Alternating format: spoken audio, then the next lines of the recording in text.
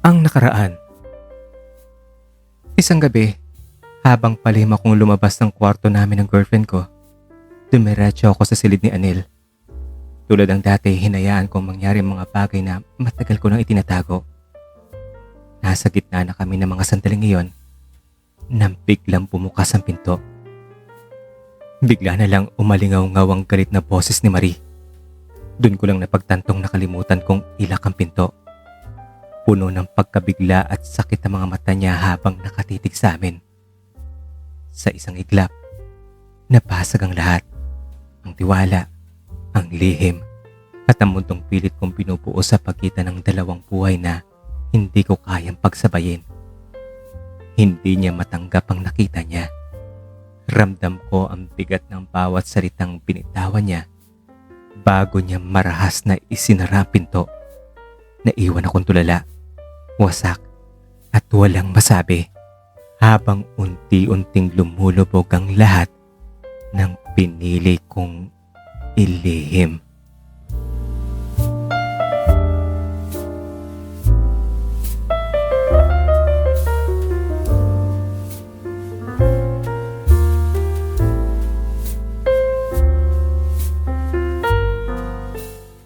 Ang pagpapatuloy. Dali-dali kong sinundan si Marie. Nagtatatakbo siya patungo sa kwarto namin at nang nasa loob na kami, sinuyo ko siya habang nakayakap sa kanya. Sweetheart, sorry na. Sorry. Huwag mo kong hawakan! Nakakadiri ka! Kaya pala nung nasa Italy ako, hindi kita matawagan sa cellphone mo, yun pala may iba ka na! At isang lalaki pa talaga! You were disgusting! Makinig ka nga muna sa akin. Magpapaliwanag ako. Ano pa ang ipapaliwanag mo, ha? Kitang-kita ng dalawang mga mata ko ang kababuyan ninyo! At enjoy na enjoy ka, mga hayop! Ang bababoy nyo! Si Anel. Si Anel kasi may gusto siya sa akin. Kung naalala mo yung nung naaksidente ako at nabali yung isang braso ko, si Anel lang nag-asikaso sa akin.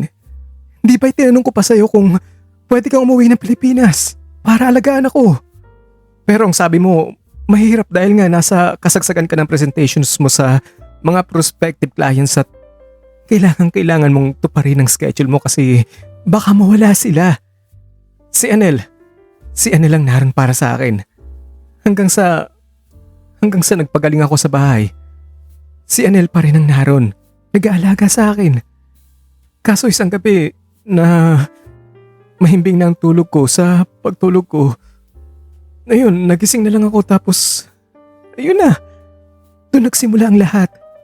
Pero gusto kong tumanggi sa kanyang ginagawa pero maliban sa nagustuhan ko na rin dahil nangungulila nga ako sa iyo. Naisip ko na malaki rin ang utang na loob ko sa kanya kaya ayun, nagpaubaya na rin ako. Pero pagkatapos nun, tinakot niya ako na ibubulgar niya sa opisina at sa iyo ang ginawa namin. Kaya hindi ko siya mahintian. Nag-alala ako na baka layuan mo ako, na baka hiwalayin mo ako. Marie, mahal na mahal kita. Mahal na mahal kita. Ayaw ko mawala ka sa akin. Kaya sana patawarin mo na ako. Yun ang totoo. Kung ganon, palayasin mo siya rito sa bahay! Ngayon na! Okay sweetheart. Kakausapin ko na siya ngayon at paalisin ko na siya sa bahay. Niyakap ko muli siya at ang naudlot na ginagawa namin ni Anel ay itinuloy ko sa fiancé ko. Pagkatapos namin ay nag-usap pa kami ng halos kalahating oras tungkol sa aming mga plano. Tiniyak ko rin sa kanya na hindi ako tatalikod sa kasal at tuloy na tuloy iyon. Pagkatapos ay dali-dali na akong tumungo sa kwarto ni Anel para sabihin sa kanya na bumalik na lang siya sa kanilang dating bahay. Siguro 12:00 na iyon ng hating gabi. Pero nang buksan ko ang pinto ng kwarto ni Anel, wala na siya ron. Hinanap ko ang kanyang bag at tiningnan ang cabinet kung saan niya inilagay ang kanyang mga gamit, pero wala na mga iyon. Kinatok ko rin ang kwarto ni na Taimito at Nay Azon. Pati sila'y wala na rin. Dali-dali naman akong tumakbo sa labas ng bahay. Nang binuksan ko na ang gate, Naroon sila, naglalakad palayo. Tulak-tulak nilang kariton kung saan ay naroon ang mga damit at gamit nila. Sa ilalim ng liwanag ng bumbilya ng mga poste ay kitang-kita ko ang tila napakabigat nilang mga paa. Ang matandang mag-asawa ay tila nahihirapang humakbang habang si Annel ay nakayuko naman. Bagsak ang mga balikat na tila pasa ng mundo. Pinagmasdan ko ang mabagal nilang paglalakad. Si Annel ay suot-suot ang asol na sweatshirt na may stripe na puti at pula sa kanyang sleeves at pantalon na maong na stoned washed. Naalala ko pa mga iyon. Iyon ang ibinigay ko sa kanya nung nasakit niya ang building sa sunog at nailigtas niya ang buhay ng isang staff. Masayang masaya siya nun. Ang sabi pa nga niya, nagkataon daw na iyon din ang pinapangarap niyang bilhin na sweatshirt. Pero hindi lang niya mabili-bili dahil may kamahalan at kapos siya sa pera. At simula nga nun ay palagi na niyang isinusuot iyon. Habang nasa ganun akong pagmamasid sa kanila, bigla silang huminto at lumingon sa bahay. Doon na nila ako nakita. Kitang-kita ko naman ang lungkot ng kanilang muka. Naaninag ko ang matinding lungkot sa mga mata ni Annel habang nakatingin sa akin. Sumisigaw ang puso ko na sabihin sa kanila na bumalik na lang sa bahay. Pero mas nanaig ang pagtutol ng utak ko na gawin iyon. Masisira ang buhay at plano ko kung pababalikin ko pa sila. Para akong tuod na nakatayo lang at tinitingnan sila habang sila naman ay nakatingin sa akin. Maya-maya muli silang tumalikod at nagpatuloy sa kanilang paglalakad. Sinundan sila ng aking tingin hanggang sa unti-unti silang naglaho sa aking mga mata. Nang nakapasok na ako ng gate, bigla naman bumuhos ang ulan. Lalo pa akong nag-guilty. Alam ko kasing mababasa sila, pero wala akong magagawa. Binitawan ko na lang isang malalim na buntong hininga at tuluyan na akong pumasok ng bahay. Bumalik ako sa kwarto ni Annel at nakita ko sa loob ng drawer ang isang sulat. Kap, pasensya ka na. Umalis na ako. Sasama raw sa akin sina Taymito at Nayazon. Naiiya na kasi sila sa'yo at kay Marie. Pasensya ka na. Gusto ko sana manatili sila sa'yo pero nakapag-desisyon na sila na sasama sila sa akin. Nadali na rin nila ang karito nila para kahit papaano ay may masisilungan sila kung sakaling hindi kami papalari na magkaroon ng tirahan. Alam kong mali ang lahat na nangyari sa atin, Kap. Kaya umalis ako dahil ayaw kong ako ang maging dahilan para masira ang magandang plano niyo sa buhay ng mga pangarap ni Marie. Pero maraming salamat na lang sa mga bagay na ibinigay mo sa akin. Sa mga tulong mo sa amin ni na Taymito at ni Azon. May nangyari man sa atin. Alam ko naman na panandalian lang talaga yun. Tanggap ko naman yun, Kap. Noong mga panahon na magkasama tayo, gusto kong tumutol at magtanong kung nagustuhan mo lang ba yun dahil nanabi ka lang sa girlfriend mong nasa malayo o nagustuhan mo ito dahil sa akin o dahil ako ito.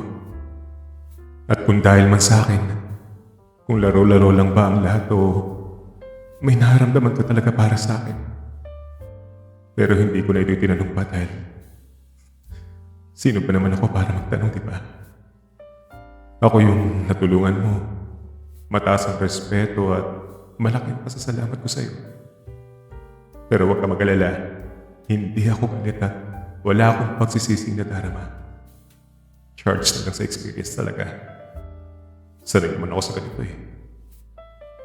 Kung saan man ako o kaming patungo pagkatapos dito ay hindi ko alam pero sigurado naman akong magiging okay naman ang lahat. Sanay naman din kami sa hirap, di ba? Hindi rin naman ako siguradong kumakabalik pa ako sa bahay namin kasi baka may iba nang nakatira roon. At masasaktan lang din naman ako kung babalik ako doon dahil siguradong maalala ko ang nanay ko. Ayaw kong dagdagan pa ang sakit na nararamdaman ko ngayon. Ayaw kong magmukhang kawawa.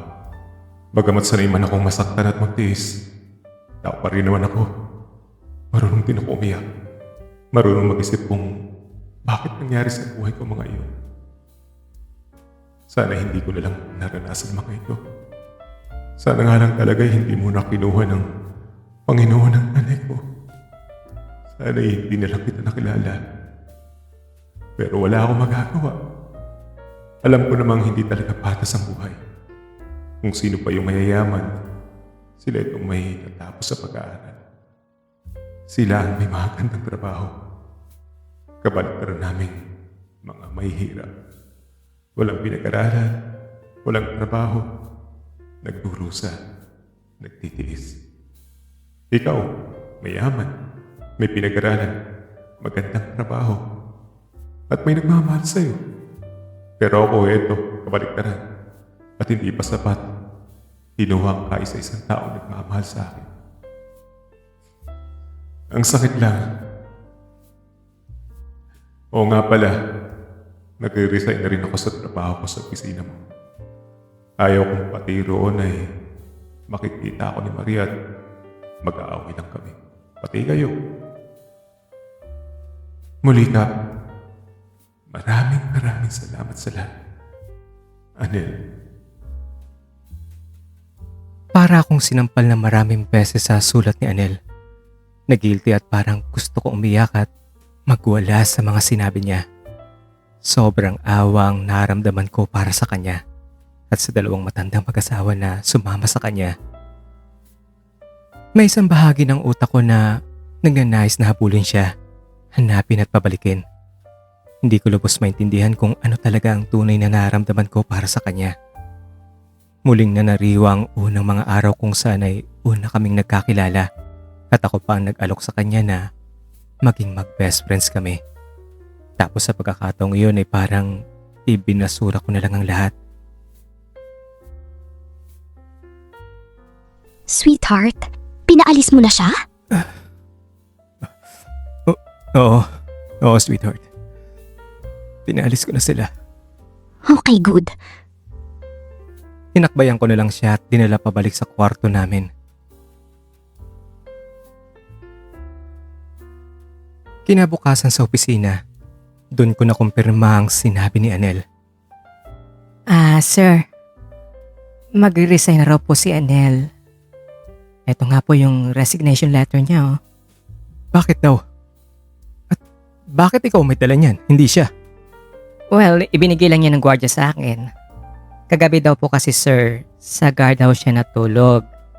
Tapos kaninang bago mag-alas 5 ng umaga ay umalis na siya.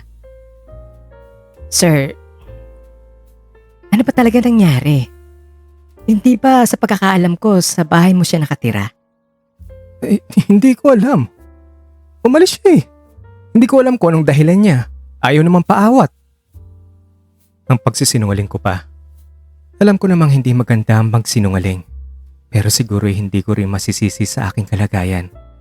Hindi ko naman pwedeng sabihin ang katotohanan na nahuli kami. At palalayasin din siya ni Marie. Wala akong choice dahil kung sasabihin ko naman ang totoo kay Felix, para na ring inamin ko na bisexual ako o bakla. Hindi pwede yun. Kaya tinanggap ko na lang ang resignation niya at pinaprocess ko na ang mga final entitlements niya sa serbisyo niya sa kumpanya. Kinabukasan ay muli akong nagulat. Sir Kevin, may balita ako sa'yo. Si Anel, sa bahay ko na siya titira. Parang may isang sibat na tumusok sa puso ko sa pagkarinig ko sa sinabi ni Felix. Selos ba o panghihinayang? Ewan ko ba, pero parang gusto kong puntahan ang bahay ni Felix at kunin dun si Anel. Paano siya napunta sa'yo? Siya lang bang mag-isa o kasama si Natay Mito at Nay Azon? Sa gwardiya kasi, sir. Pinakisuyo ko na kapag bumalik si Anel ay sabihin sa kanya na kapag wala siyang matutuluyan, sa akin na lang siya tumuloy. Ibinigay kong address at ayun. Nang dumating ako sa bahay kahapon, naroon siya sa harap ng apartment ko.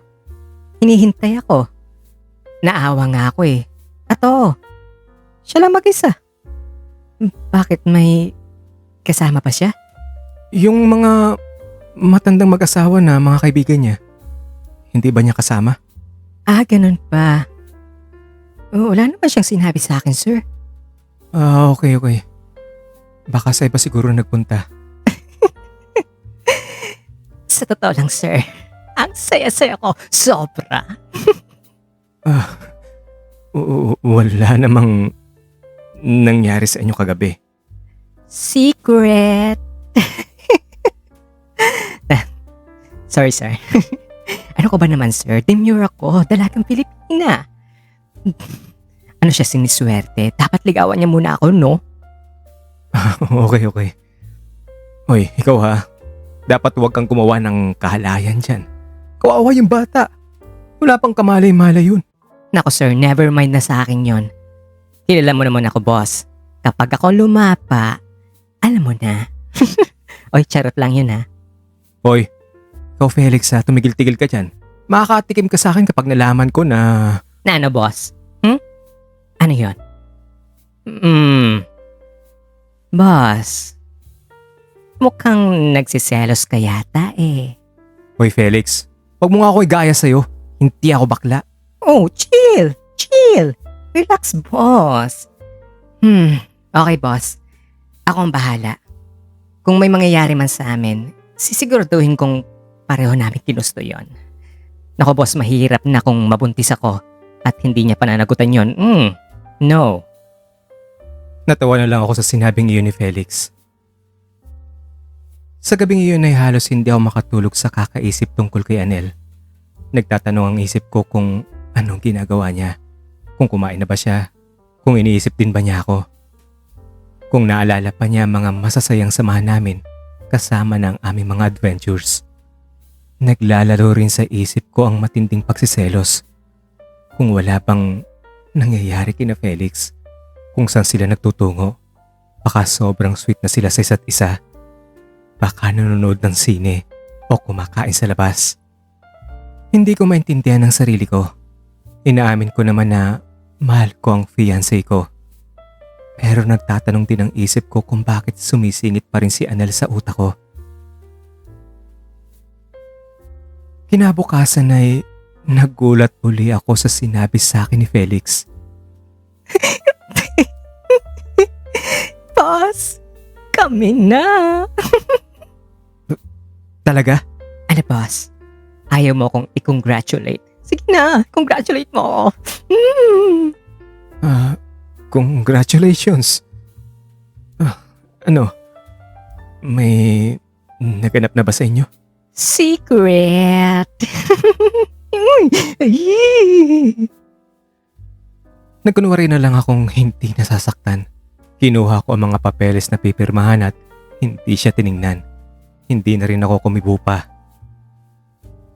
Hello, boss. Palafang ka naman dyan, oh. Bakit ako magpapakain? Di ba dapat ikaw? Siyempre. Buskit na eh. Dapat supportive ka sa akin. Okay. Sige, mamaya. At nga pala, sir, maichichika ako sa'yo. May work na rin si Anel. Street cleaner sa amin. Medyo mahirap siya kasi nga mainit at ang laki-laki lang lilinisin nila. Sabi ko nga, bumalik na lang siya sa atin kasi wala pa siyang kapalit. Pwede naman yun, di ba? Ano, boss? Anong sabi niya? Well, tumanggi siya. Ayaw daw niya. Hindi na lang ako sumagot. Hindi ko may kakailang naapektuhan ako sa sinabing iyon ni Felix. Pero pilit kong iginigiit sa isip ko na ikakasal na ako at wala nang urungan pa sa puntong iyon. Handa ng lahat at ayokong masirang aking mga plano. At isa pa, kung magjowa sina Felix at Anel, mas magandang ganun dahil kahit papaano, may tutulong na kay Anel. Hahayaan ko na lang sila. Isang linggo bago ang itinakdang kasal namin ni Marie, kinausap ako ni Felix. Sir, pwede mag-usap tayo. Importante lang. Sumang-ayon naman ako. Dinala ko siya sa conference room para kaming dalawa lang. Boss, may aaminin ako sa iyo ha. Alam mo, boss, yung sinabi ko, walang katotohanan yon. Hindi totoong magjowa kami ni Anel. Teka nga. Kung hindi totoo yun, bakit ka nagpanggap? Boss, alam ko na po ang lahat. Ang mga nangyari sa inyo ni Anel. Sinabi niya na sa akin ang lahat, ikwento niya na. Ano? Ano pang ibig mong sabihin? Boss, chill ka lang, okay? Relax. Huwag ka mag-alala. Naiintindihan kita, okay? Hindi kita masisisi. Gusto ko ang matuwa at magtatalon sa saya sa narinig na may may naganap sa inyo ni Anil. Kahit naman patay na patay ako sa kanya, okay lang sa akin. Mas maganda kasi kung kayo ang magiging couple dahil pareho kayong mga gwapo. Parehong nagkakakilig. Oy, ikaw Felix ha. Huwag ka nga mag-iimbento ng kung ano-ano dyan. Kung ano-ano sinasabi mo. Boss naman. Ako lang to, si Felix. Ako ba magpipiro at mag-imbento ng mga ganyan sa'yo? Seryoso ako, boss. Sa totoo nga niya, nasarap ng pakinggan na ang boss ko ay nakaka-relate din pala sa kalagayan ko Well, masaya ako para sa'yo. Para sa inyo ni Anel. Kaso nga lang, nasa isang complicated kang kalagayan. Kaya, iyon ang malaking problem. Wala na akong nagawa kundi ang tumahimik. Bagamat hindi ako komportable na nalaman ni Felix iyon. Misto lang gumaan din ang pakiramdam ko na may isang taong nakakaintindi sa kalagayan ko. Ang totoo niyan, sir, ayaw nga sanang sabihin ni Anel sa akin ang lahat Kaso ang ginawa ko, hindi ko siya nilupayan sa pangungulit. Kilala mo naman ako, makulit. Makulit na makulit. At gawa na rin sigurong nahirapan siya at parang sasabog ng kalooban niya sa sakit kaya ayun, napilitan siyang ikwento sa akin ng mga nangyari sa inyo. Hindi pa rin ako kumibo. Hinayaan ko lang si Felix na magsalita. Naaawa lang ako kay Anel, boss. Sobrang nasaktan siya. May mga pagkakataon ngang nakikita ko siyang nakaupo lang siya sa sala na nakatulala. Nakabukas nga ang TV pero malalim ang iniisip. Hindi siya nakafocus doon. Minsan nakikita ko pa siya umiiyak. Alam mo ba na matindi pala ang pinagdaanan niyang si Anel sa buhay niya? Nakwento niya na ba yun sa'yo, sir? Hindi. Wala naman siya nakikikwento sa akin. Nako sir, kumapit ka, hindi mo kakayanin to. Ito na, adik ang nanay niya. Kapag wala raw ito sa bahay ay ginagawan siya ng masama. Bata pa lang siya nung nangyari yon. Paulit-ulit yon kapag wala ang nanay niya sa bahay nila. May isang beses pa nga raw na nagdala ng kaibigang lalaki sa bahay ang kanyang stepfather at silang dalawa pa ang gumawa ng masama sa kanya. Hindi raw siya makapagsumbong dahil pinagbantaan siya na papatay nila siya at ang kanyang nanay kapag nagsumbong siya. Ngayon, 1 taon daw yung tiniis niya, yung kalbaryo niyang iyon. Hanggang sa isang araw nga, umuwi ng maagang nanay niya galing sa pagtitinda sa palengke at doon na nahuli ang gayupang ginawa sa kanya ng live-in partner ng nanay niya. Tumawag ang nanay niya ng mga kapitbahay. Ang taong bayan ang bumugbog sa stepfather niya hanggang sa, matsugi iyon. Kaya umalis sila sa lugar na iyon dahil may kaibigan pa ang kanyang tatay or stepfather niya na hindi nahuli. At ang mga kamag-anak ng stepfather niya ay pinagbabantaan din sila. Oh my God. Totoo ba yan? Totoo, boss. Ang totoo nga niyan, umiiyak si Anel habang ikinikwento niya sa akin ang buhay niya. Para namang tinatad ang puso ko sa nalaman ko. Para akong hindi makatingin kay Felix sa sobrang hiya at guilt na nakadagdag pa pala ako sa hirap ng pinagdadaanan ni Anel.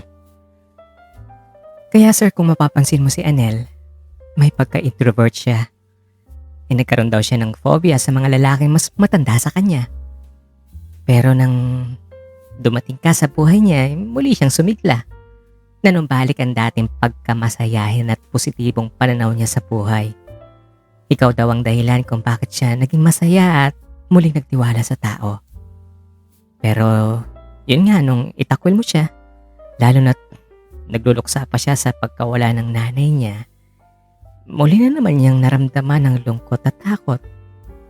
Feeling niya daw kasi nag-iisa lang siya sa mundo. Feeling niya, inaapi siya at ginagamit lang. Tapos wala daw taong nagmamahal sa kanya. Tsaka boss, alam mo ba, nasabi sa akin ni Anel na gusto na raw niyang tuldukan ang buhay niya. Huwag siyang magsalita ng ganyan, Felix. Ang bata pa niya. Malayo pang mararating niya sa buhay. Kasi naman boss, masisisi mo ba siya? Kasi nga naman puro na lang daw paghihirap ang buhay niya. Nagkakalabo-labo ang mga problema niya. Yung pagkamatay ng nanay niya, yung nangyari sa kanya, at lalo na yung tungkol sa inyo. Bakit? Ano raw ba ang tungkol sa amin? Ano bang sinabi niya? Boss, mahal ka ni Anel. Mahal ka niya. Paano mo nasabi yan? Sinabi ba niya sa'yo? Well, hindi naman. Hindi naman directly. Pero ako pa ba? Alam ko ang mga sintomas ng pag-ibig, boss. It's either nagwi-withdraw yung tao, nadidepreso kaya sumisigla. Nagwi-withdraw siya. Naramdaman ko yon. Ikaw lang ang taong nagbibigay sa kanya ng saya, ng inspirasyon sa buhay. Boss, ikaw lang ang taong nakapagbigay sa kanya ng lakas para umasa, para tumayo sa buhay at magsikap. Ang kaso ay binigo mo naman siya. May sama siya ng loob sa'yo. Dahil sa pagkakaintindi ko sa kwento niya ay parang lumalabas na ginawa mo lang siyang laruan. Ganon. Alam mo na yon. Ginamit mo lang siya. Narinig daw niya sa huling araw niya sa bahay mo nung nahuli kay ni Marie. Sinabi mo raw sa girlfriend mo na siya ang naghahabol sa'yo. Na siya ang may pagnanay sa'yo. Na blinakmail ka niya. Binaliktad mo ang kwento, diba? Ano, totoo ba yon? Hindi ako nakasagot sa tanong na iyon ni Felix. Para akong sinampal ng maraming beses. And that's the reason kung bakit ako nagpanggap na magjowa kami. Dahil gusto ko sanang malaman kung may nararamdaman ka pa para sa kanya. Alam mo naman sigurong kalagayan ko, Felix, di ba? May nararamdaman ka pa ba para kay Anel, boss? Iyan ang tanong ko. Wala. Wala. Bakit ko siya mamahalin? May fiancé ako at ikakasal na kami. Pero boss, totoong siniraan mo siya kay Marie. Oo. Kasi naman ikakasal na ako, di ba? Ayoko namang masirang mga plano namin ni Marie. Ito na hinihintay kong timing na mag-settle down sa buhay at bumuo ng pamilya. Wala akong choice. Mahirap naman kung sasabihin kung kagustuhan naming dalawa nangyari, di ba? Anong sasabihin ni Marie sa akin? Sa tingin mo ba, itutuloy pa niya ang pagpapakasal sa akin, ha? Pero siniraan mo si Anel para lamang masagip ka sa sitwasyon, boss. Ha, ganun pa yon. Kaya inilaglag mo siya. Kaya tinapakan mo ang pagkatao niya. Parang ang sakit naman yata nun, boss. Dahil ba mahirap lang si Anel? Dahil ba sa janitor lang siya, ha? You don't understand, Felix. You don't understand my situation. I understand, boss. You want to save your ass at the expense of Anel.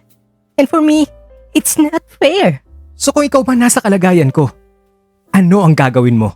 I'd say, I'm sorry to Anel. And I will tell him what I really feel. Paninindigan ko ang aming pagkakaibigan at ipaglalaban ko ang katotohanan. Ano pang naramdaman mo para sa kanya, boss? Mahal mo ba siya? O ginagamit mo lang? Ano? Tell me! Hindi ako nakaimik sa kanyang tanong. Tama nga naman siya. Nagmukhang wala akong paninindigan sa aking ginawa. Nagmukha akong magagamit at oportunista. At ang dapat na gawin mo, boss, i-reinstate mo siya sa kanyang trabaho dito. No! I can't do that. Makikita siya rito ni Marie. Baka hindi niya ituloy ang pagpapakasal sa akin kung mangyayari yan o kung makikita sila dito. Na okay. Ganito. If you can't do that, sir, then I'd be better tender my irrevocable resignation now. Ang sabi ni Felix, sabay tayo at padabog na tinumbok ang pinto. Hey Felix! Ang sigaw ko habang hinahabol siya. Alam kasi ni Felix na siya ang aking inaasahan sa aming departamento. May mga trabahong siya lang ang nakakaalam at nakakagawa. At halos lahat ng galaw sa departamento ay sa kanya nakaangkla. Mahihirapan ako kapag umalis siya. My decision is final, boss. Kung ayaw mong kausapin si Annel at ibalik siya rito, aalis talaga ako. Let's get back to the conference room, okay? Doon tayo mag-usap. Basta. Ibalik mo rito si Annel. Muli kaming bumalik sa conference room at doon nag-usap muli. Napilitan na rin akong pumayag na kausapin si Annel at ibalik sa opisina. Ang nasa isip ko na lang ng mga oras na yun ay bahala na. Nangako naman si Felix na kung sakaling magwala si Marie kapag nalamang ibinalik ko si Annel sa kanyang trabaho, ay si Felix nang bahala mag-explain. Sasabihin daw niya na siya ang nag-insist na ibalik si Annel at kung hindi ay magre-resign din siya. Kaya sa paglabas namin sa trabaho sa araw na iyon ay sumama ako kay Felix patungo sa bahay niya. Nag-insist kasi si Felix na dapat daw ay puntahan ko si Annel at kausapin siya. Dahil na guilty, naawa at hindi ko rin matiis si Annel, sumangayon ako. Annel! Annel, may bisita ka. Ang sigaw ni Felix habang binubuksan niya ang gate. Nang bumukas ng pinto, lumantad kagad sa akin paningin si Annel na siyang nagbukas nito. Naka-shorts lang siya, walang pangitaas. Kitang-kita ko ang ganda ng hubog ng kanyang katawan. Biglang nanumbalik sa aking isip ang unang mga araw kung saan ay kami ay maging close. Yung matinding paghanga ko sa kanyang angking kakisigan. Ang mga mata niyang mistulang nakikipag-usap, ang mapupula niyang mga labi. Tila nanumbalik ang sandali kung saan ay unang may naganap sa amin sa guest room ng aming kumpanya. Tiningnan niya kaming dalawa ni Felix. Yung tingin na parang walang emosyon. Yung tingin na parang ibang tao kami. Pagkatapos ay tumalikod siya, bumalik sa loob ng bahay. Sumunod kami sa kanya at ang nasa sala na kami, naririnig ko pa ang kantang tumutugtog na pinamagatang Just When I Needed You Most. Dinaanan niya ang component at pinatay ang tugtog. Naalala ko ang kantang iyon. Iyon ang paborito niya. Sinabi niya sa akin na naging paborito niya itong pakinggan simula nang maging mag-best friends kami. Ilang beses pa nga niya akong kinantahan ito gamit ang kanyang ukulele. Papasok na sana siya sa kwarto ng Annel, mag-usap kayo ni Sir Kevin. Magbibihis lang ako. Naupo ako sa sofa habang si Felix ay dumiretso sa kusina. Nang bumalik siya ay dala-dala ang isang pitsil na may lamang juice at isang tray ng cookies. Iyon na rin ang pagdating ni Annel na umupo sa isang silya sa harap ko. Mag-usap muna kayo ha, at nasa kwarto lang ako. O ikaw boss, magmerienda ka muna. At ikaw na rin Annel, kumain ka na rin. Sabayan mo si boss. Boss, ikaw nang bahala kay Annel ha. Gugora na muna ako. Bahala na kayo dyan. Pareho kaming nakaupo at nakaharap sa isa't isa. Hindi gumagalaw. Walang nagsasalita. Parehong nakayoko pero ramdam kong pareho kaming lihim na nakamasid sa bawat isa. Ramdam ko ang tensyon. Ramdam ko ang kahihiyan at guilt sa ginawa ko sa kanya. Kung sa opisina ay isa akong boss, sa pagkakataong iyon ay nagmisto lang isang napakalit na tao lamang ako. Tila matutunaw sa kahihiyan. At nang hindi ko na rin kinayang katahimikan, nilakasan ko na ang aking loob at binasag ko na iyon. Kumusta ka na? Ito, okay lang naman. I'm sorry ka pa kung nasaktan kita sa ginawa ko. Okay lang po yun. Sinabi na sa akin ni Felix ang lahat-lahat. Pati na yung mga nangyari sa'yo. Ang mga kahirapang naranasan mo sa buhay. Okay lang po yun. Ganyan naman talaga siguro ang buhay. Kaso, malas lang ako sa buhay. Hindi ka malas, Kap. Palagi mong tatandaan yon. At saka bata ka pa.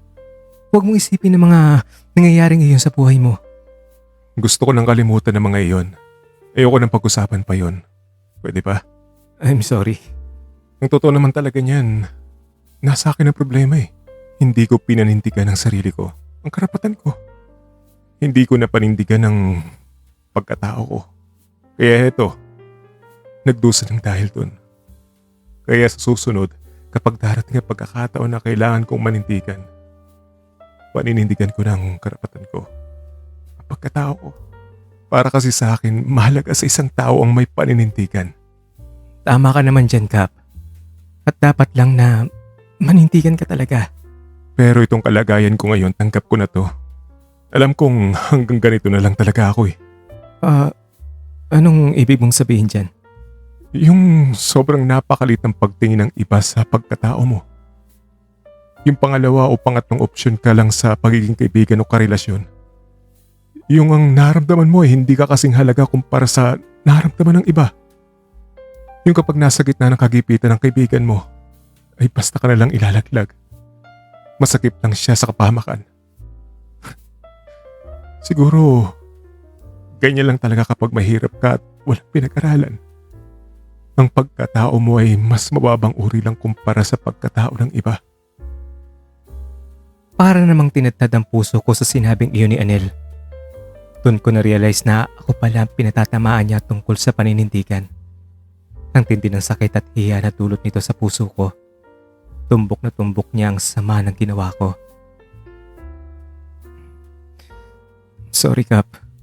I'm so sorry. Hindi ko alam eh. Okay lang yan. Kasi sa totoo lang sanay naman ako sa ganyan eh. Sanay ako magdusa. Alam ko mababa ang pagkatao kaysa sa'yo kaya hindi naman talaga kita masisisi. Alam kong hindi mahalaga sa'yo ang kung ano man ang naramdaman ko dahil eto nga, isang janitor lang ako. Kaya eto, inabuso, niyurakan ng pagkatao ko. Patawarin mo ako, Kap. Patawarin mo ako. Hindi kita na kayang panindigan. Naging mahina ako, Kap. Hindi ko natupad ang pangako ko sa'yo.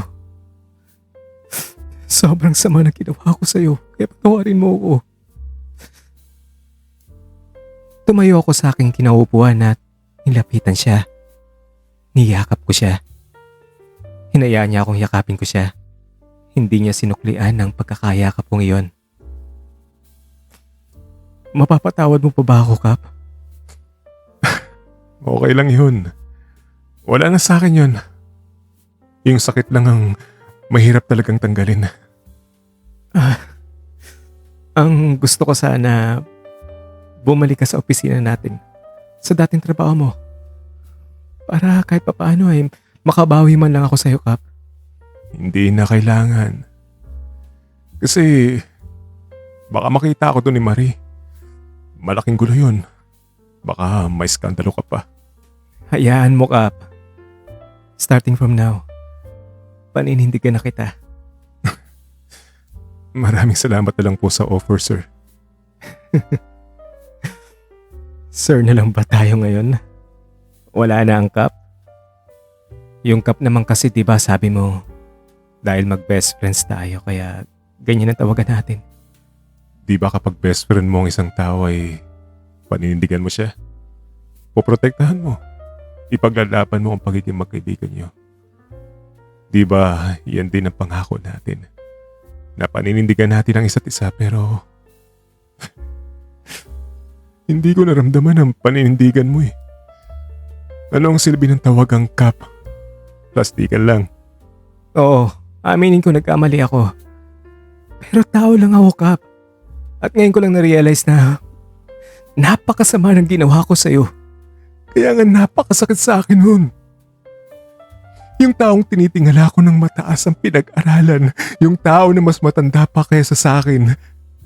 Ngayon lang nakita ang kahulugan ng paninindigan. Ngayon lang nakita ang sakit na naramdaman ng itinuturing niyang best friend. Ngayon lang. Ngayon lang pagkatapos akong masaktan. Pagkatapos akong halos sumuko na sa buhay ko. Kaya napakasakit sa akin nun. Sabihin mo nga sa akin ang totoo, Kap. Mahal mo ba ako? Hindi. At para saan pa ang tanong mong yan? May gusto lang ako malaman. Nakaka-insulto naman. Anong klaseng tanong yan? Parang nanadya o nangiinis ba? Ganun. Hindi, Kap. Hindi. May gusto lang talaga ako malaman. Para ano pa? At para saan pa? Ikakasal ka na, di ba? At ngayon, magtatanong ka ng ganyan? Ang sagot ko hindi. Hindi kita mahal. Hindi kita minamahal at hindi kita mamahalin. Okay. Kung ganun, kalimutan mo na lang tanong ko. Pero yung kapag hindi ka babalik sa opisina, hindi rin babalik si Felix doon. Nakikisimpatya siya sa'yo. Mabuti pa siya. So, ganun na lang. Hayaan mo rin siya na mawala ng trabaho. Na mawala ng trabaho si Felix. Okay, sige. Pag-usapan niyo na lang ni Felix yan. Isipin mo palagi. Handa ang opisina na tanggapin ka muli. At sana bukas, dumating kayo ni Felix. Felix! Naalis na ako. Nang nakarating na ako sa bahay, naroon si Marie. Habang nag-uusap kami, tila napansin niyang may pumapaghabag sa isip ko. Okay ka lang ba?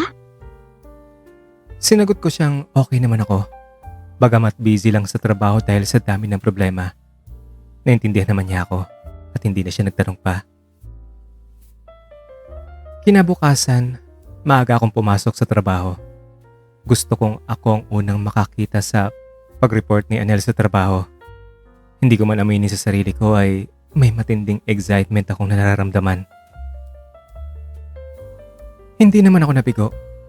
Dumating sina Felix at Anel sa tamang oras ng pagpasok. Hindi ko lubos maisalarawan ang nadarama ko. Malakas ang kalampag ng dibdib ko at kakaiba ang nararamdamang inspirasyon sa araw na yon. Nakamaong si Anel at semi-fit na itim na t-shirt na nakalabas ang isang silver na kwintas na may pendant na puting ngipin ng hayop. Bagong gupit din ang buhok niya. Yung tinatawag nilang undercut ba iyon? Yung mahabang itaas at maiksi or shaved ang paligid sa ibaba ng ulo. At kumikintab pa ito sa dami ng gel na inilagay. Gusto kong matawa sa kanyang itsura. Obvious kasi ang pagbabago.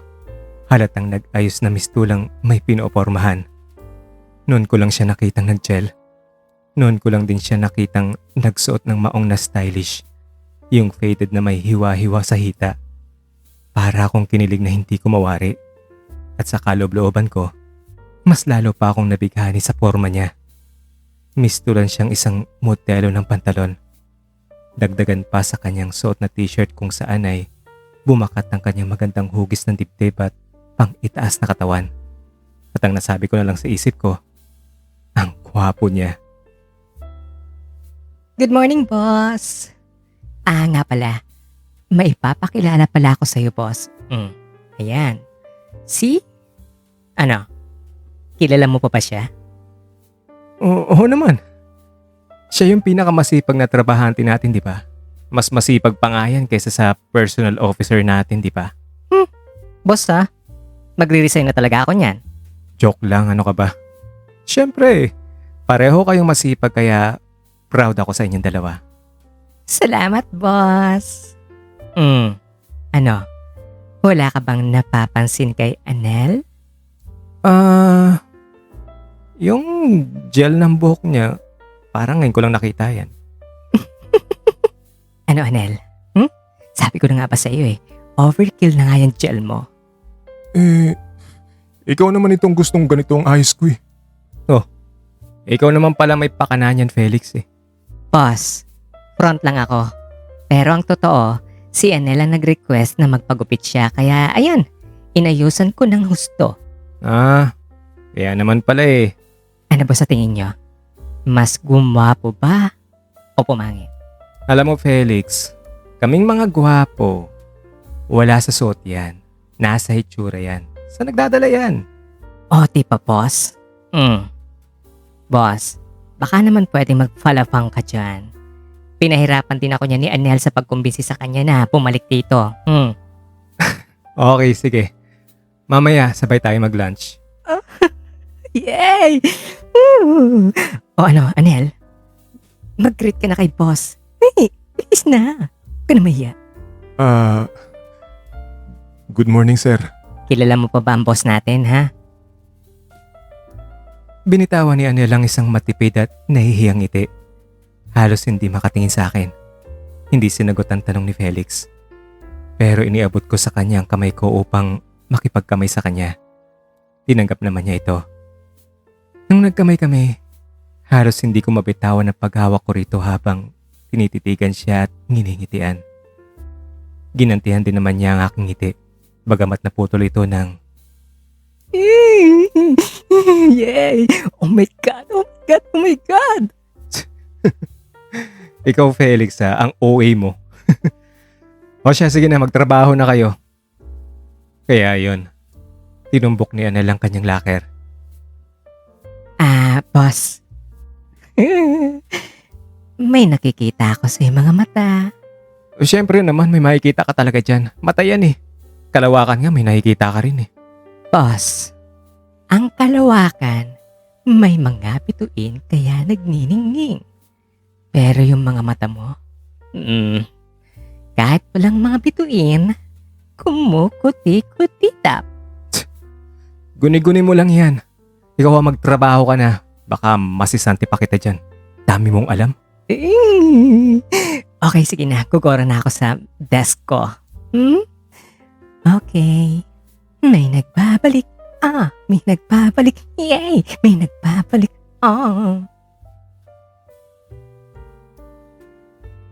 Nag-lunchtime na. Sabay kaming tatlong kumain. Nagpabili na lang ako ng pagkain at sa aking office kaming tatlo kumain. Isang buong kwarto kasi ang aking opisina kaya may privacy kami. Sobrang saya ko. Ganon din si Felix na kilig. Siya pa ito nag-audio kay Anel na subuan ako. Si Anel naman sumasakay din. Ramdam kong masaya rin si Anel. Boss. Subuan mo rin si Anel. Tinginan ko si Anel na nakangiting tumingin din sa akin. Yung tingin na naghihintay kung susundin ko ang sinabi ni Felix o hindi. Sumandok ako ng kanin mula sa plato ko. Napangiti si Anel. Yung nahihiyang mistulang kinikilig din.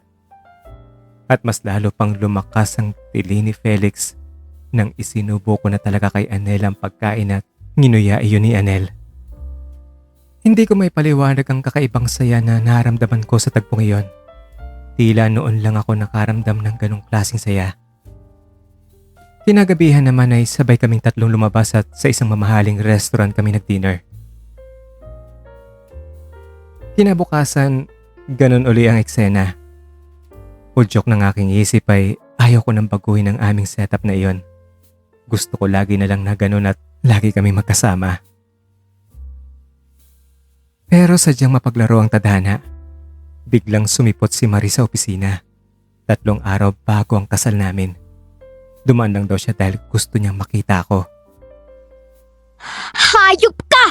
Bakit nandito ka pa? Ang kapal ng mukha mo! Lumayas ka rito! Layas! Ang pagsisisigaw ni Marie nang mapadaan si Anel sa opisina ko. May inihatid na mga dokumento at nagwala talaga siya. Pinagsasampal niya si Anel. Pinagtatadyakan at sinabunutan.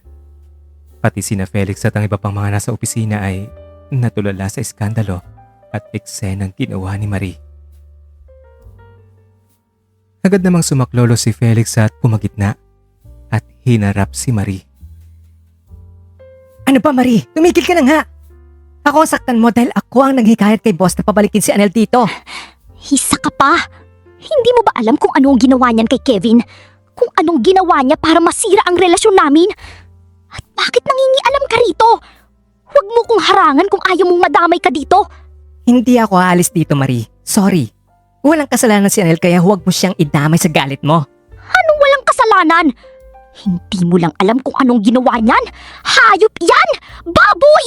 Pwes, alam ko. Alam ko ang lahat.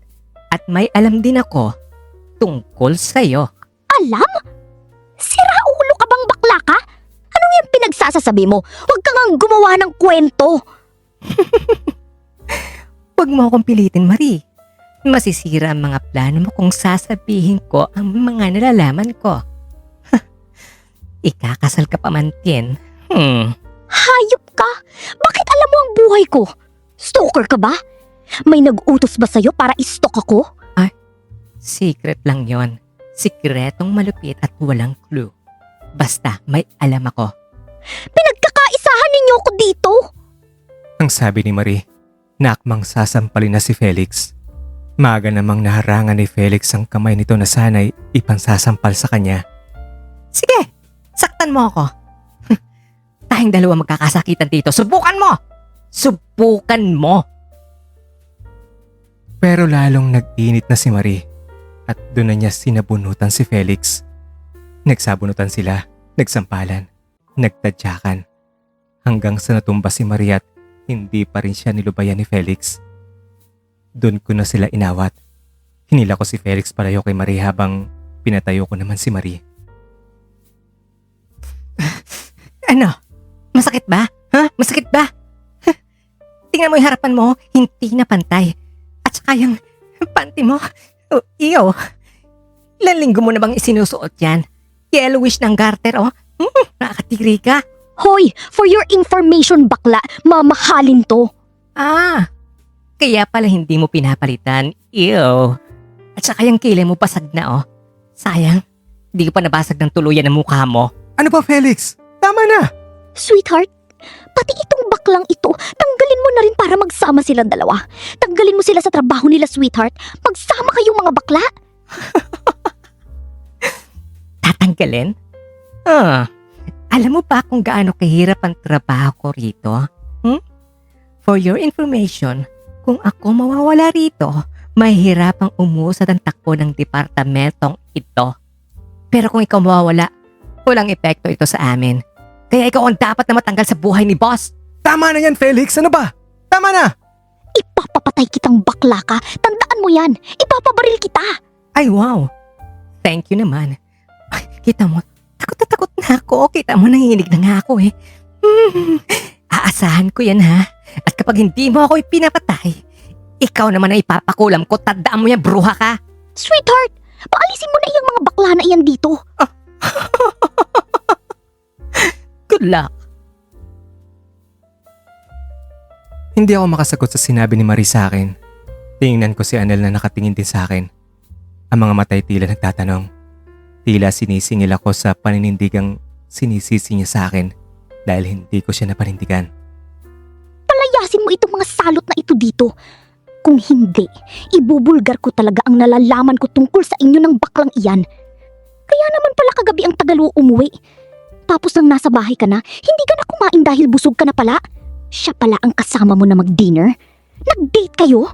Anel, Felix, dun muna kayo sa mga trabaho nyo. At kayo, tapos na ang palabas. Magsibalik na kayo sa mga trabaho nyo. Hindi, Kevin. Basta paalisin mo sila rito ngayon na. Dahil kung hindi, hindi rin ako darating sa kasal natin. Okay. Cool ka lang. Ihahatid na kita sa sasakyan mo. Basta, i-fired mo sila. Ayaw kong makita ang mga pagmumuka nila dito. Tsaka, maaga kang umuwi mamaya. Hindi naman ako sumagot. Nakasimangot lang akong tumalikod pabalik sa opisina. So, paano na yan? Ang may pag-aalalang tanong ni Felix nang nakabalik na ako sa opisina. Wala. Ano bang gagawin natin? Hindi mo kami isisisante ni Anel gaya ng sinabi ng fiancé mo? Hindi. Akong bahala na doon. At kapag ipinagpilitan niya yan, at aatras siya sa kasal namin, pagbibigyan ko siya. Ayoko rin magkaroon ng asawang dinodominate ang buhay ko. Hindi po pwede sa akin ang ganun. So ang lagay pa pong buhay ko, magpapalipin ako sa kanya. Wag na. Yan! Yan, boss, ang isang lalaki. May paninindigan. Pero alam mo, boss, I think in love ka na. Kaso nga lang, medyo torpe ka lang at manhid. Ay, sorry, boss. Boss nga pala kita. Nakalimutan ko lang. Anong in love ka dyan? Anong torpe at manhid? Ano ba yung mga pinagsasabi mo, Felix? Joke lang, boss. Ikaw naman, hindi ka na mapiro. Masyado kang serious. At saka ano yung sinasabi mo na may alam ka kay Marie? Ano yun? Ah, yun ba? Naku, boss, wala lang yun. Chinachar ko lang yun. Pinabluff ko lang siya para ang galit niya ay mapunta sa akin at hindi na kay Anel. O diba? Effective. Ikaw talaga, Felix. Akala ko kung ano na yun. Saywar. Saywar boss ang tawag doon. Oo na. Magaling ka sa pang-aaway. Yun ang totoo. Ay, well, that's my forte. Uy, na-hurt siya ng very very slight na nasaktan ko ang fiancé niyang minamahal. Ano ka ba? Kasalanan naman niya yun. Eh kasi naman boss, panindigan mo na kasi si Anel. Tingnan mo, may nag-comment tuloy na sira ulo ka raw. Hayaan mo sila. Pero, pinanindigan ko naman kayo, di ba? Hindi ko naman kayo isisisante. Oo nga, nandun na tayo. Pero I dare you, hindi mo yun masasabi sa harap ni na Anel at ng fiancé mo. Hayaan mo na yun. At least, peaceful lang nangyari. Walang nasaktan damdamin, di ba? Pero boss, mas masarap ang namnamin ng isang paninindigan kapag ito ay harap-harapang ipinapadama sa taong ipinaglalaban mo. Eh, at least, settled na tayo riyan. Okay. Sabi mo eh. O siya. Goranakis. Babalik na ako sa desk ko. Baka sabihin mo naman hindi ako nagtatrabaho ng maayos dito. At talagang sisantihin mo na ako. At yun pa maging dahilan ng pag-alis ko rito. Babush. Yun nga naging desisyon ko. Pinanindigan ko talagang sinabi ko na hindi ko tatanggalin sina Anel at Felix. At nang nakauwi na ako ng bahay, ito kagad ang tanong ni Marie. Pinaalis mo na ba sila sa trabaho? Hindi ako nakakibo. Dumiretso na lang ako sa kwarto. Oh my God! Hindi mo pa pinapaalis? Isasakripisyo mo ang kasal natin ng dahil lang sa kanila? Ang pagsisisigaw niya habang sinusundan ako sa kwarto. At hindi pa rin ako sumagot. Kung ganito lang pala ang mangyayari, mabuti pang hindi na natin ituloy ang kasal natin. Alam mo, maliit na problema lang ito, sweetheart. Pero pinapalaki mo.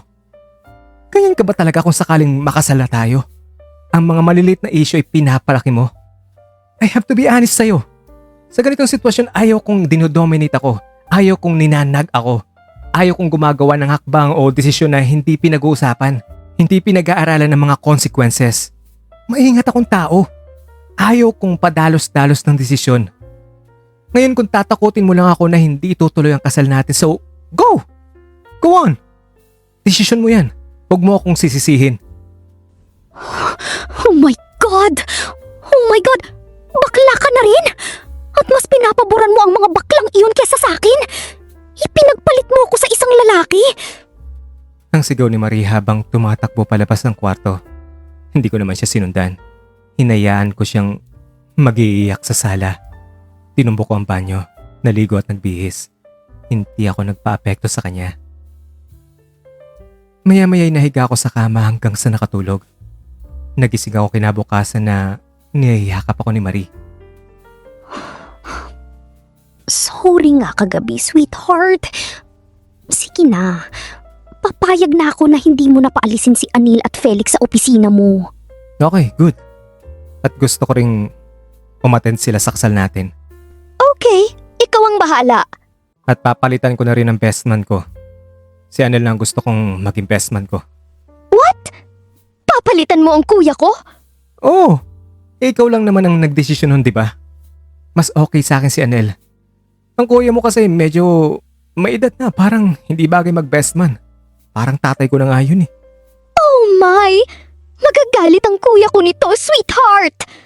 Eh di gawin na lang natin siyang isa sa mga groomsmen. Eh di, sige, ikaw ang bahala. Ikaw na magsabi sa kanya ha. Ako ang magsasabi kay Anel. Kinabukasan sa opisina, hindi nag-report si Anel. Nahiya raw siya. Naawa naman ako. Napansin kong ganyan talaga si Anel. Yun bang mahinang fighting spirit, madaling masaktan, madaling ma-discourage. Kinulit ako ni Felix kung ano ang napag-usapan namin ni Marie. Sinabi ko sa kanyang lahat. Nagkasundo kami ni Felix na pagkatapos ng trabaho ay pupuntahan ko si Anel sa bahay niya at kakausapin sa naging decision ko na hindi siya isisante at gagawin ko pa siyang best man sa kasal ko. Sabay naman kami ni Felix na lumabas ng office. Sa kotse ko rin siya sumakay pa uwi ng bahay niya hanggang sa makarating kami. Nung unay nag-inuman kaming tatlo ni na Felix at Anel. Nagkwentuhan. Sinabi ko kay Anel na hindi ko siya tatanggalin sa trabaho at na siya ang magiging best man ko. Natuwa naman siya at pumayag na magiging best man ko. Bagamat kinukumbinsi muna siya ni Felix na pumayag, kaya masaya ang tagpo naming iyon. Parang iyon na yung naging stag party ko. Sina Felix at Anel ang mga kasama ko. Nang medyo gabi na at ramdam kong malapit na akong malasing ay nag-request ako kay Felix na kausapin na si Anel na kaming dalawa lang. Tumalima si Felix. Iniwan niya kami. Kumusta ka na, Kap? Eto, okay naman, Kap. So, paano yan? Ikakasal na ako bukas. Oo nga eh. Pero sana, ganun pa rin tayo. Walang magbabago. Wala namang magbabago sa akin, Kap. Baka ikaw pa. Lalo na kung magka-girlfriend ka na o magkaasawa. Hindi mangyayari yun, Kap. Ikaw pa ba? Ang lakas mo sa akin eh. Oo talaga. Alam mo, Kap, namiss kita. Ang seryosong sabi ko sa kanya. Tingnan siya sa mata sabay hawak ko sa kanyang kamay. Hinayaan niya lang ang kamay ko habang hinahawakan nito ang kamay niya. Tingnan din niya ako. Namiss din kita, Kap.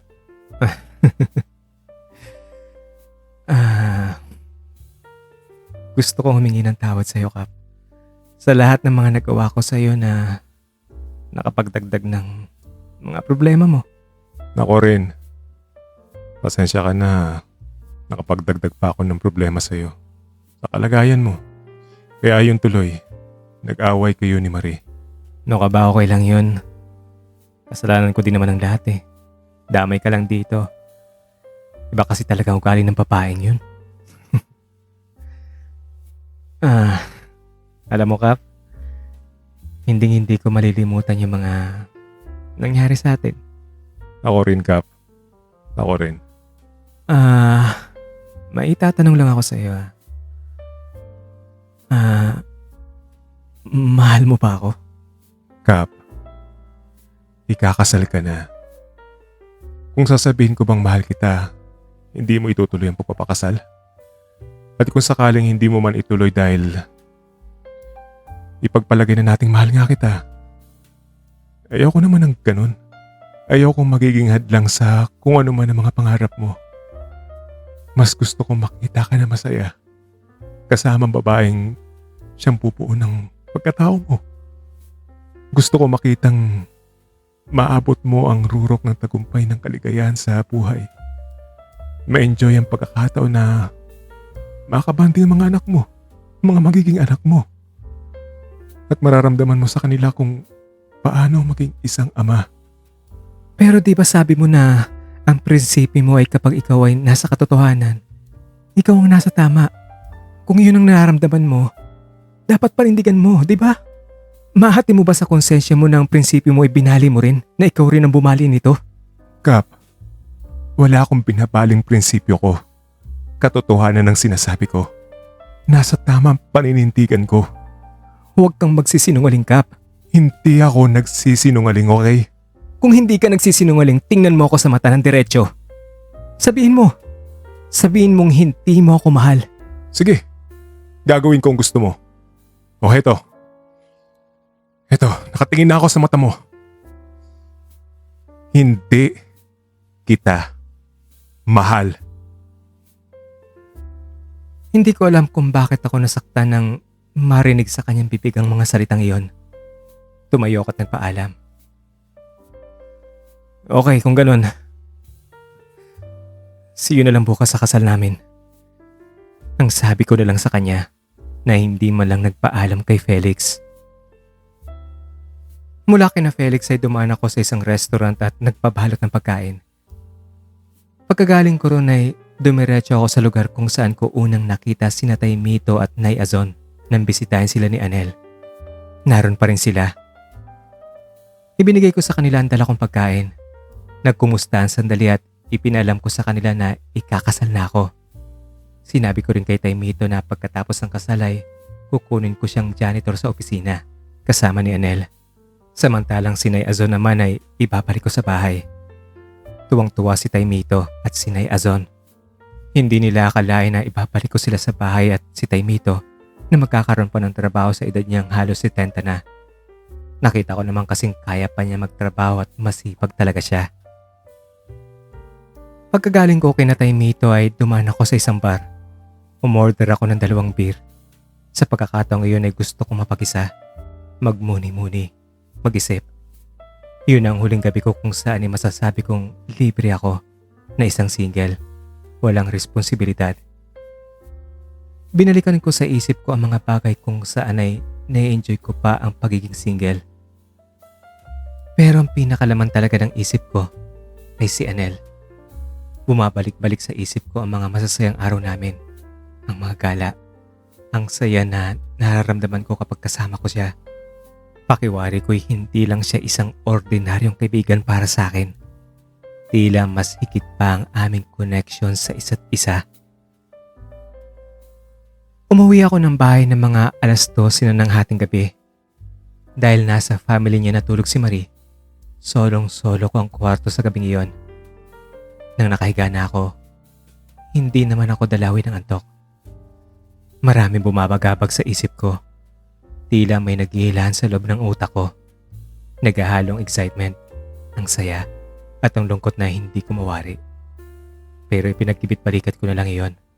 Sabi kasi nila, kapag ganong ikakasal na ang isang lalaki, ay ganun daw talaga ang nararamdaman.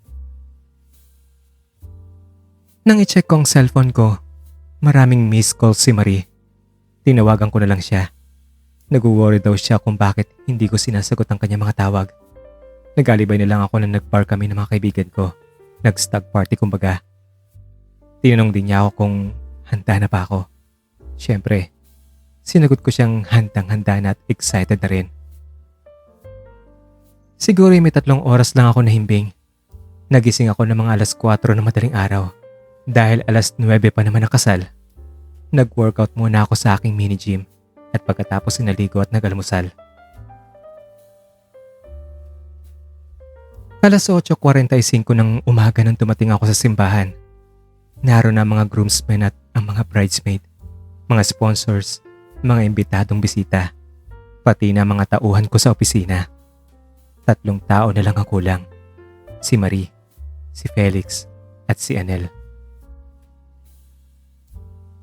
8:55 nang dumating si Marie. Sa suot niyang wedding gown. Litaw na litaw ang ganda niya. Para sa akin, siya na ang pinakamagandang babaeng nakita ko. Bagay na bagay sa kanya ang pagkakagawa ng kanyang suot. Dagdagan pa sa napakagaling na pagkakaayos ng kanyang buhok at makeup. Sinalubong ko siya kaagad. Niyakap ko at hinalikan sa pisngi. Wala pang 3 minuto ay nakita ko naman dumating ang isang taxi. Nang lumabas sa mga sakay nito, nakita ko si Felix na pormang-porma sa kanyang suot na slacks at polo barong. Napangiti ako. Gusto ko sana siyang biruin na nagmukha siyang tunay na lalaki sa kanyang suot. Pero hindi ko na naituloy pa ang biro. Bumulaga kasi sa akin paningin ang paglabas ni Anel sa taxi at mistulang na starstruck ako sa kanyang porma. Nakatuksido siya na kagaya ko. Ang buhok na ang galing ng pagkakagawa. Dagdagan pa sa isang light na makeup. Para siyang isang artista. Iyon ang pinakagwapong imahe na nakita ko sa kanya. Mistulang naalipin ako ng kapangyarihan at natulala na lamang. Napako ang tingin ko sa kanya. Lalo pa nang nginitian pa niya ako. Ni hindi ko na naalala kung sinuklian ko ang kanyang ngiti. Ang tumatak lang sa isip ko ay ang anyo ng kanyang mukha. Iyong pamatay ng ngiti at ang mga matang mistulang nakikipag-usap. Naputo lang ang aking pagtitig kay Anel nang biglang sumingit si Marie. Sweetheart, magsisimula na ang kasal. Okay. Ang gulat kong sagot na mistulang iyong biglang nagising mula sa malalim na pagkakahimbing. Pumesto ako sa gitna ng entrance. Ni hindi ko man lang nabati si Anel. Nauna nagmarcha ang mga groomsmen na magka-partner sa bridesmaid. Hanggang si Anel na ang nagmamarcha, kapare sa bridesmaid niya. naroon pa rin ang pagka-starstruck ko sa kanya. Hindi pa rin mapigilan ng hindi mapatulala sa kanya. Kahit nakatalikod siya sa akin habang nagmamarcha patungo sa altar, hindi ko pa rin mawaglit ang aking isip sa kanya muka. Pati ang paglalakad niya ay nakabibigani. Lalaki-lalaki. Muli na namang nahinto ang aking pagkatulala nang sumingit na naman si Marie. Sweetheart, ikaw na ang susunod. At doon ko na sinimulan ang aking pagmarcha patungo sa altar. Maayos naman nagsimula ang seremonya ng kasal hanggang sa dumating ang punto kung saan ay nagtanong na ang pare. Kung sino man ang tutol sa kasal na ito ay maaaring magsalita na o habang buhay na bubulabugin ang inyong kapayapaan. Sa puntong iyon ay tila napatahimik ang mga tao. Nilingon ko pa ang mga nakaupo mga bisita na nandun.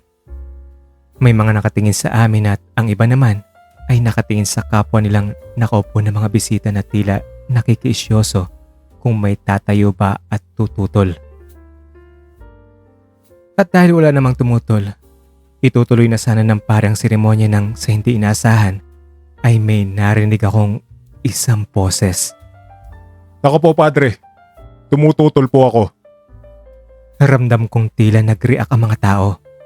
Iyong nagulat pero pilit na pinipigilan ng mga boses. Napalingon akong bigla sa pinanggagalingan nito. Lahat ng mga tao ay nakatutok sa taong tumayo. Si Anel. Parang sasabog naman ang dibdib ko sa nakitang nakatayo siya roon at halatang kinakabahan, nininervyos, pero buo ang loob. Nang magkasalubong ang mga paningin namin, nagpatuloy siya. Kap, ayaw kong maulit pa ang pagdurusa ko ng hindi ko pinaninindigan ng karapatan ko. Nang lapastanganin ang pagkatao ko. Ngayon, parang mauulit na naman ito eh. Kaya ngayon gusto ko manindigan. Wala na akong pakialam kung kukutsain ako ng mga tao sa gagawin kong ito, Kap. Sanay naman ako minamalit eh. Sanay akong kinukutsa. Sanay akong nasasaktan. Handa akong harapin ang mga ito. Hahamakin ko ang lahat basta maiparating ko lang sa iyo ang tunay kong naramdaman. Mahal kita, Kap. At yan ang totoo. Opo, tama po ang narinig nyo. Mahal ko si Kevin Del Valle.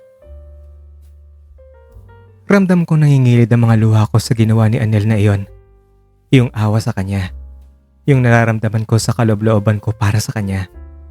Pero sa sobrang bilis ng mga pangyayari ay nakatitig na lang ako sa kanya. Biglang gumuho ang aking isip at hindi malaman kung ano ang gagawin ko. Pati ang pagbubulungan sa loob ng simbahan ay nahinto. Tila naghihintay silang lahat kung ano ang sasabihin ko. Hoy! Bakla! Huwag ka nga manggulo dito sa kasal namin. May paninindigan ka pang nalalaman. Wala kang karapatang guluhin kami. Gawain ng mga demonyo ang mga bakla. Dapat ay malusaw ka sa simbahang ito. Mahiya ka nga sa balat mo. At dahil sa hindi ko pagsagot kay Anel, siya na ang gumawa ng paraan para huwag akong mapahiya. Nakayo kong tinumbok niyang center aisle at dali-daling naglakad palabas ng simbahan. Ilusyonadang bakla ka talaga. Ngunit hindi ako natuwa sa pagtatwa at pagpapahiya ni Marie kay Anel. Tingnan ko si Marie at ipinakita ko sa aking mukha ang aking pagkadismaya sa kanyang inasta. Sweetheart, sorry. Marie naman, hindi ganyan ang ini-expect kong pagtrato mo sa tao. At sa loob pa man din ng simbahan ha, sa harap ng mga tao. Sorry, sweetheart, sorry. Mawalang galang na. Itutuloy pa ba natin ang kasal? Sige po, Father. Ituloy niyo na po. Tingnan ko si Anel na kasalukuyang nasa pintunan ng simbahan at lumalabas na. May tila isang boses sa aking isip na nanghihikayat na sundan ko siya. Akmang hahabulin ko na sana si Anel nang hinawakan ako ni Marie. Sweetheart, ituloy na natin ang kasal. May surprise ako sa'yo. Buntis ako. Doon ako nagulat at nasurpresa. At ang aking pagkalito ay napalitan ng ipayong tuwa. Really? Totoo ba yan? Yes, sweetheart. Magiging daddy ka na. Nilingon ko muli ang pintuan ng simbahan. Wala na si Anel. Binitawan ko ang isang malalim na buntong hininga. May kirot man sa puso ko. Humarap muli ako sa altar. Itinuloy ang seremonya ng kasal. Hanggang sa natapos nito at nang sinabi na ng pari na "You may kiss the bride," hinalikan ko si Marie sa gitna ng nakabibinging palakpakan ng mga tao. Nakapirma na si Marie sa mga papeles at ako na ang susunod. Nang hinawakan ko ng ballpen para pirmahan ko na ang mga papeles, may biglang pumasok sa isip ko. Tinitigan ko ng matulis si Marie. Bakit, sweetheart? Ilang buwan ang tiyan mo, sweetheart? 3 months. 6 months ka sa Italy at nabuntis ka roon. Kitang-kita ko ang pagkagulat at pamumutla ni Marie. Pero hindi ko na hinintay pang magsalita siya. Niloko mo ko. 3 months?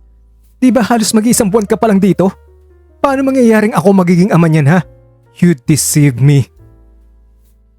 Ang sabi ko sa kanya, habang nagtatatakbo ako lumabas ng simbahan at tinumbok ang isa sa mga nakaparadang taxi. Sa norte tayo, pare. Pwede ba, pare, pakibilisan mo? Maraming salamat. Sweetheart! Ang narinig kong sigaw ni Marie na sumunod din pala sa akin sa labas ng simbahan. Pero wala na akong pakialam sa kanya. Nakita kong huminto si Anel sa kanyang paglalakad. Nang lumingon siya sa aking direksyon, kitang-kita ko ang malungkot niya mukha habang basang-basa ng luha ang kanyang mga pisngi dahil sa luhang patuloy na tumataloy sa kanyang mga mata. Tuluyan na siyang huminto at humarap sa akin. Kitang-kita ko ang biglang pagngiti niya. Ramdam ko matinding kasiyahan sa kanyang mga mata habang nagpapahid siya ng kanyang luha. Tumakbo ako patungo sa kanya. Tumakbo rin siya patungo sa aking kinaroroonan. Pero nang magpang-abot ang kamay namin sa isa't isa, laking pagkagulat ko. Tila nag-slow motion ang lahat sa aking isip. Imbis na yakapin ay itinulak niya ako. Dahilan para bumagsak ako sa simento. Nataranta ako sa kanyang inasal. Tatanungin ko na sana siya kung bakit ginawa niya iyon nang 3 putok ng baril ang aking narinig.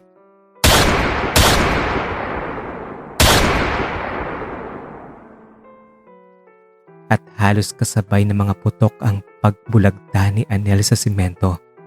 Sa tabi ko pa. Kitang-kita ko ang pagtagas ng dugo mula sa kanyang dibdib, leeg at bibig. Nakita kong tininan pa niya ako at pilit na inabot ng kanyang kamay ang mukha ko.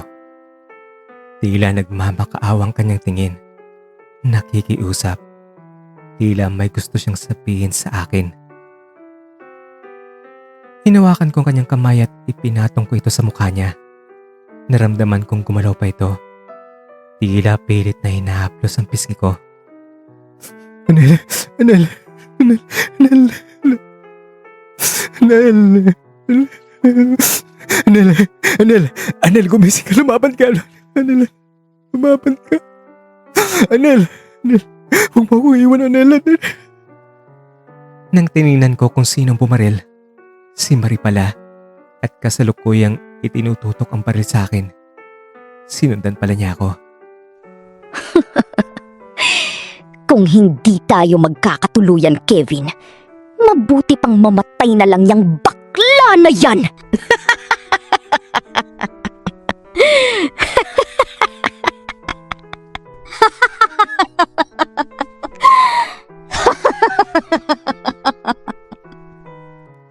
Nakita kong kakalabitin na sana niya ang gatilyo ng kanyang baril. Pero mabilis na kinuyog siya ni na Felix at ng mga kasama ko sa opisina na sumunod din pala sa akin. Dahil pinagtulungan, hindi na naituloy pa ni Maria ang pagbaril sa akin. Nadakip siya habang si Anel ay agad namang dinala sa pinakamalapit na ospital.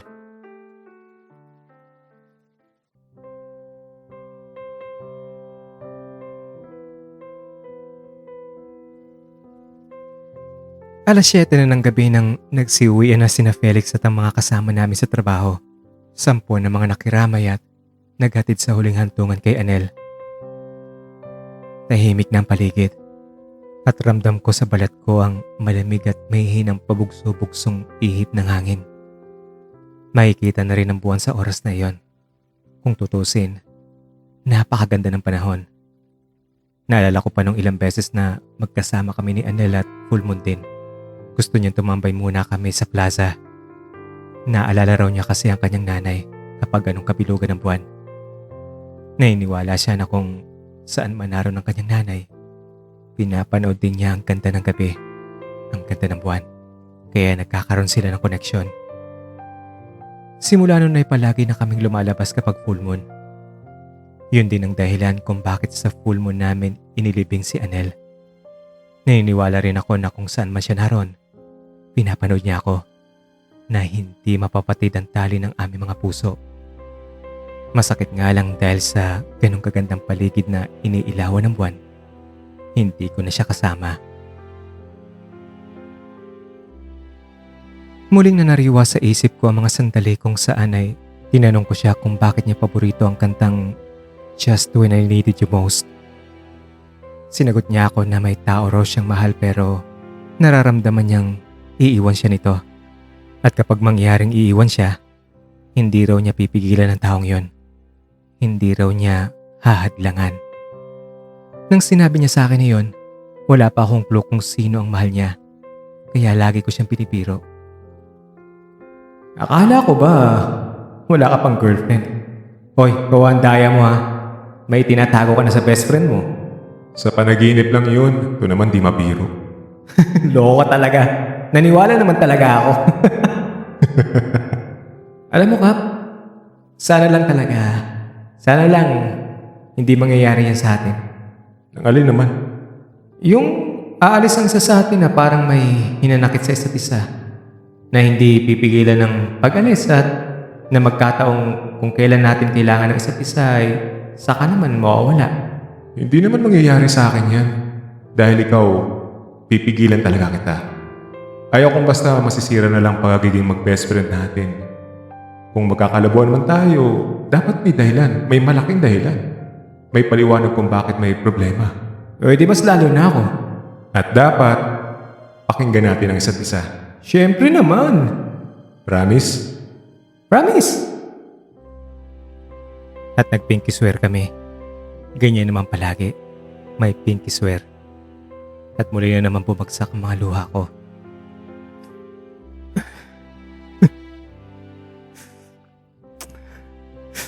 Ang sakit lang, Kap. Alam mo, nagtatampo ako sa'yo eh. Madaya ka. Sinira mo ang sinabi mo na pakikinggan mo muna ako. Paano pa kita mapipigilan yan na hindi mo man lang ako kinakausap? Bago ka nawala, hindi mo man lang sinabing aalis ka na pala. Bakit mo ko iniwan? Bakit mo ko iniwan?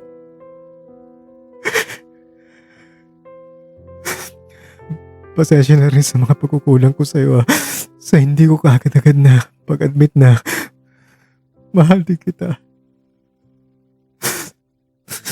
Siguro kung inamin ko ito sa sarili ko ng maaga at hindi ko na pinabot pa sa araw ng kasal, hindi ito mangyayari sa'yo eh. Pero ikaw din kasi Kap eh. Hindi mo inamin kaagad na mahal mo pala ako. Hinintay mo pa ang araw ng kasal ko talaga eh. Ang daya mo. Aminin kong sa'yo ko lang naranasan ng umibig sa kapwa lalaki. At habang buhay ako, Kap, ipangako ko sa'yo na pananatilihin kong ikaw lang ang nag-iisang lalaki sa buhay ko.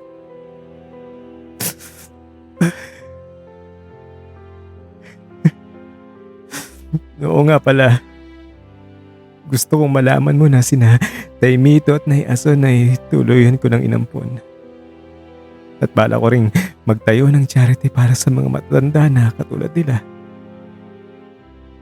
Kagaya nga na sinabi mo sa akin isang beses na Kung sana ay marami ka lang pera, gusto mong makatulong sa mga matatanda na walang natutuluyan. May mga lupa naman na iniwan ng mga magulang ko sa akin at ang iba rito hindi ko naman nagagamit. Magpapatayo ako ng bahay kalinga para sa kanila, Kap. Salamat sa pagmulat mo sa mga mata ko sa kagandahang asal na kawang-gawa, pagtulong sa kapwa at kabutihang loob. Saludo ako sa iyo, Rian. At nga pala, nag-resign na rin pala ako sa kumpanya. Ang totoo, Kap, pag-aari ng mga magulang ko ang kumpanya ngayon. Gusto ko lang na magtrabaho kaya naisipan kong ako ang mag-handle sa HRD. Si Felix ang inirecommend kong maging manager at nako, focus na lang sa charity work. Sana kung nandito ka pa, masaya sana tayong magkasama sa kawang-gawa na ito. Ang lungkot lang talaga. Ang lungkot lang na maaga kang binawi ng Panginoon sa akin na sandali lang tayong magkasama, na nagkasama.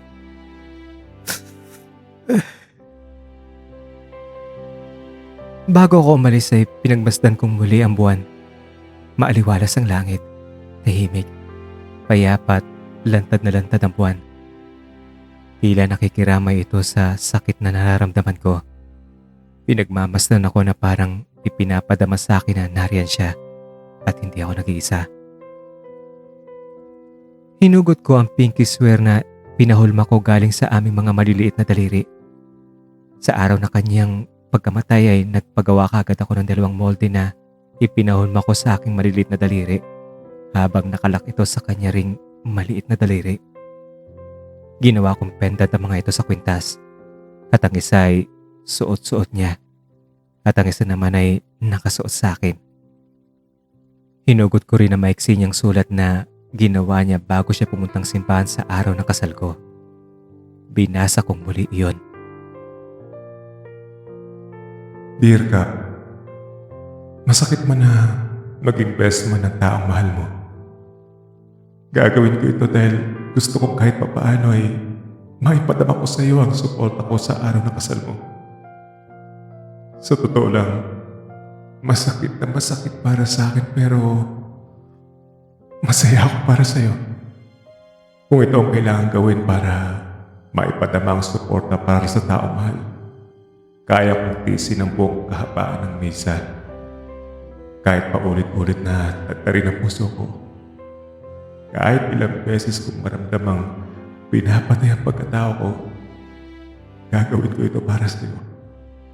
Ganyan kita kamahal, ka. Kahit buhay ko ay handa kong iaalay kung kailangan. Oo nga pala, Kap.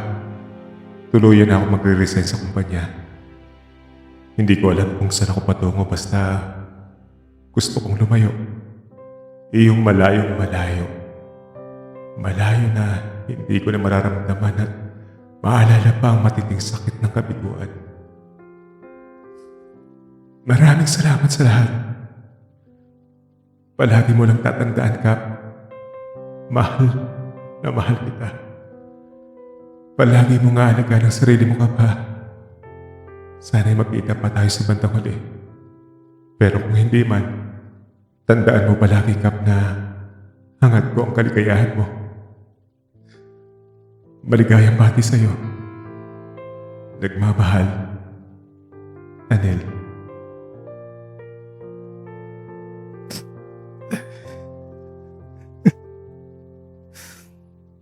Saan ka man naroon, Kap? Gusto kong malaman mo na mahal din kita.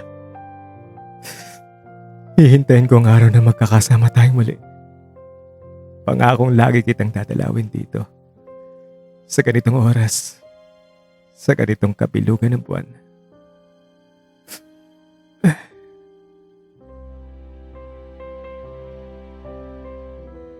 Isinukbit kong muli ang kwintas sa leg ko. At habang naglalakad ako patungo sa aking sasakyan, patuloy kong pinapakinggan ang paborito niyang kanta na pinamagatang Just When I Needed You Most. Wakas,